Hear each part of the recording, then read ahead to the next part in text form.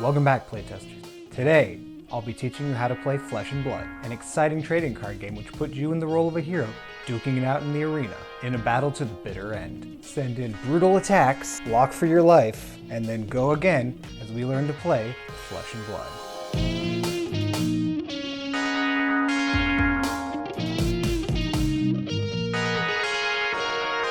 Flesh and Blood is a fantasy trading card game for 2 or more players. Instead of the traditional TCG game plan of building up a board state until you can overwhelm your opponent, Flesh and Blood starts you off at your strongest, and players whittle their opponents down until one, tired and exhausted, remains standing.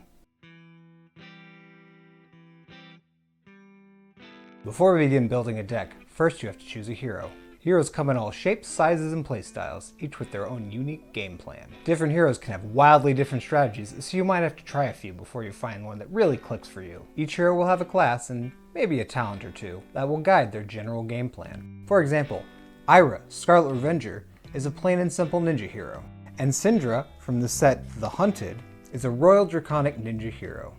The hero you choose to become will dictate what cards you're allowed to put in your deck.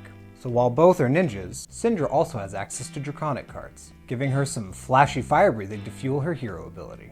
In addition to classes and talents, heroes will also have a young variant for use in limited games and Blitz, which we'll get into a bit later. Each hero also has unique abilities that guide their gameplay.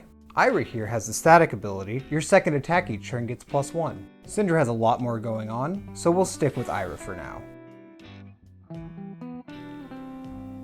Now that you've picked a hero, you need to put some cards in your deck. The most common type of card you'll see is an attack action, like this Wounding Blow. It's a generic card, so it can go in any deck.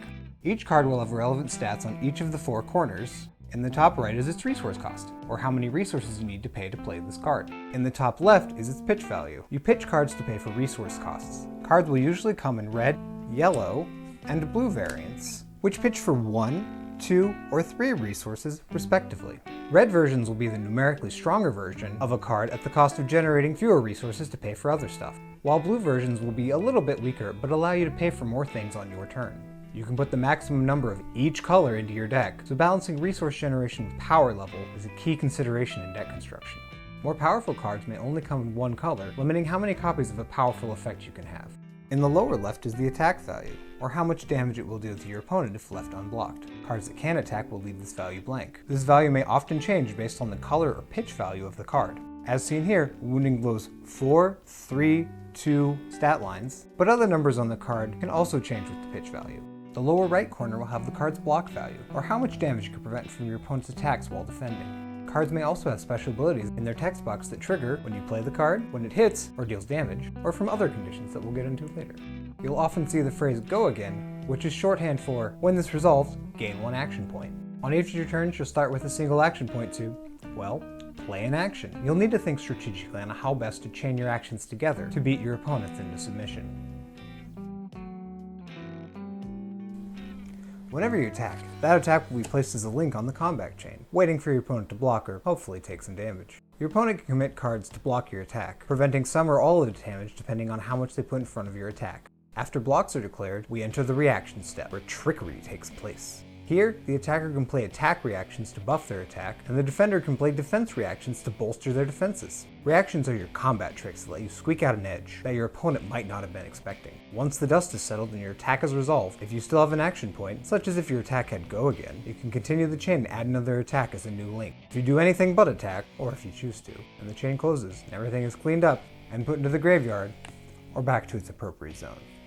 You might also see cards with the type Instant. Instants can be played at any time and don't require an action point, so they can be played on your opponent's turn, during reactions, or in between attacks. They don't consume an action point, so they can be woven in where your opponent least expects them.